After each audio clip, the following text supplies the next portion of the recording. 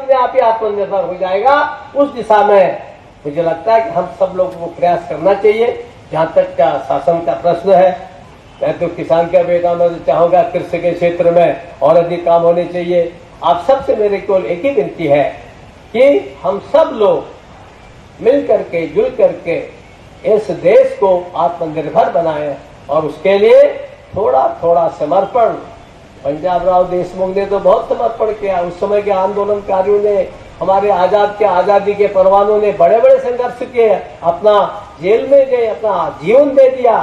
हम सब लोग थोड़ा थोड़ा भी हर दिन देश के बारे में सोच करके काम करेंगे तो जो लक्ष्य आज हमारे सामने है, देश को आत्मनिर्भर होना चाहिए, भारत को दुनिया का सिरमौर होना चाहिए, उस दिशा में हम अगर विचार करेंगे तो मैं सोचता हूं कि निश्चित रूप से आप जो हमारे आदरणीय पंजाबराव देशमुख जी के स्मृति में और उनके द्वारा स्थापित इस महाविद्यालय में आपने नए भवन का उद्घाटन किया है।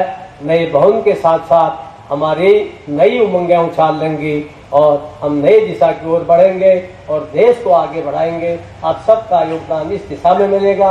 इसी संकल्पना और शुभकामना के साथ बहुत बहुत धन्यवाद। जय हिंद, जय महाराष्ट्र। सर्वांना उभं राहायचं आहे आज